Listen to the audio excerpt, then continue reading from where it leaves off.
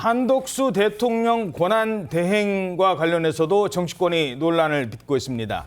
민주당은 그동안 탄핵은 좀 보류하겠다. 대통령 권한 대행인 만큼 이런 입장이었습니다. 그런데 하루 만에 한덕수 권한 대행을 탄핵할 수도 있다. 이런 얘기가 다시 나오고 있습니다. 한덕수 대통령 권한대행이 국회를 통과한 법안들에 대해 거부권을 행사할 거라는 전망이 나오고 있습니다. 이게 사실이라면 뭔가 큰 착각을 하고 계신 것 같습니다. 한덕수 총리는 잠시 대통령의 권한을 대행할 뿐 대통령이 된 게 아닙니다. 국회가 의결한 법안을 선출 권력도 아닌 권한대행이 거부한다면 그 자체가 권한남용입니다. 권한 대행으로서 정치적 중립성을 무시하고 국민의 권한을 침탈하는 입법 거부권과 인사권을 남용하는 것은 헌법 위반으로 또 다른 탄핵 사유가 될 수 있음을 경고합니다. 지금 탄핵이 다시 언급되는 이유가 뭡니까? 네, 헌법재판관 임명에 협조하라면서 일단 보류하기로 했었던 이 한덕수 권한대행의 탄핵 가능성을 거론하면서 이제 일종의 압박에 나선 건데요. 한 권한대행이 이 거부권을 행사하면 탄핵을 할 수 있다 이렇게 경고를 하는 건데 민주당은 헌법상 필요한 최소한의 권한 행사를 대행하는 수준을 넘어선다면 탄핵 사유가 될 수 있다고 주장을 하고 있습니다. 최근 국회를 통과한 내란 특검법과 김건희 여사 특검법에 대한 이 수용 압박에 나선 걸로 또 보이고요. 앞서 정부로 이송된 양곡법과 국회법 등 6개 쟁점 법안에 대해서 이 한 권한대행의 결정도 지금 주시하고 있는 상황입니다. 이들 법안은 야당이 지난달 28일 국회 본회의에서 강행 처리해서 지난 6일 정부로 이송이 됐는데 앞서 이 축산식품부와 기재부는 이미 윤 대통령에게 이들 법안에 대한 거부권 행사를 건의를 했거든요. 국민의힘 권성동 원내대표도 지난 13일에 윤 대통령에게 이 거부권 행사를 요청했던 사항입니다.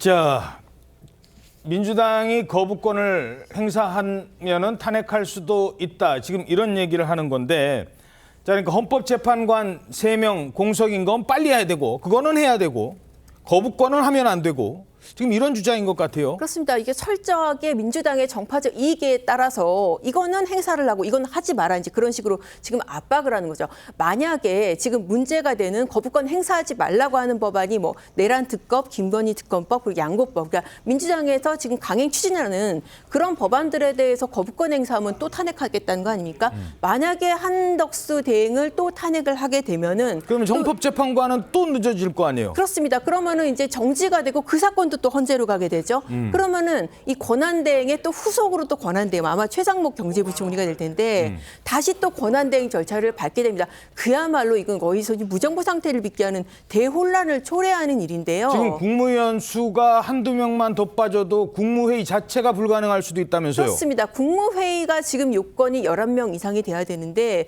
계속 이런 식으로 탄핵 드라이브를 걸게 되면은 자칫 이 국무위원 성원조차도 안 될 정도의 상황입니다. 예. 자, 이러자 민주당 내부에서도 이 대통령 권한대행 탄핵 이 문제는 좀 신중해야 하는 것 아니냐라는 목소리도 나오고 있습니다. 한덕수 총리가 거부권을 행사하면 민주당에서는 한덕수 총리도 탄핵하겠다 이런 이야기가 나오거든요. 소위 대통령 탄핵 소추에 집중해야지 네. 뭐 총리다 다른 사람들한테까지 뭐 탄핵 이렇게 화살을 돌리는 것은 괜히 전선을 흐트린다. 그다음 나중에 뭐 수사를 하다가 혐의가 드러나면 그때 하면 되지 않느냐. 이제 민주당이 전국 전체를 좀 안정시켜야 될 책임이 사실은 원내 일당한테 넘어왔는데 그 점에서는 조금 더 신중해졌으면 좋겠어요. 그런데 이런 의문점도 남습니다. 한덕수 총리 겸 권한대행이거든요. 총리 겸 대통령 권한대행입니다. 그러면 한덕수 총리 겸 대통령 권한대행을 탄핵한다면 어떤 기준으로, 어떤 법적 절차로, 총리를 탄핵하는 기준으로 아니면 대통령을 탄핵하는 기준으로, 이것도 우리가 해보지 않은 일이라서 이건 법적으로 어떻게 되는 거예요? 예, 이게 전례 없던 일이기 때문에 굉장히 학계에서도 여러 논의가 분분한데 한덕수 권한대행의 지위를 국무총리로 볼 것이냐 아니면 대통령 권한대행으로 볼 것이냐에 따라서 해석이 완전히 달라집니다. 왜냐하면 헌법 제65조에 따라서 국무위원에 대한 탄핵안은 그 국회 과반수의 의원만 찬석하면 가능하기 때문이고, 따라서 이 대표의 말처럼 171석을 확보한 민주당이 탄핵 결정을 할 수가 있습니다. 그런데 국가원수인 대통령직을 대행한다는 것으로 기준을 삼으면 제적의원 3분의 2, 그러니까 200석 이상이 찬성을 해야 가결이 됩니다. 이렇게 되면 108석인 국민의힘이 동의하지 않는다면 이 권한대행에 대한 탄핵 자체가 불가능하거든요.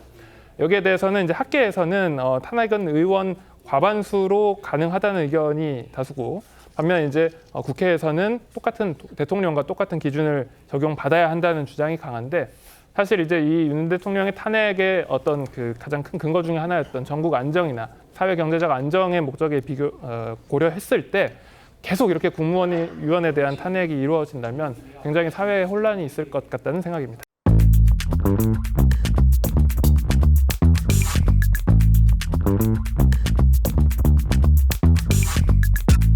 Thank you.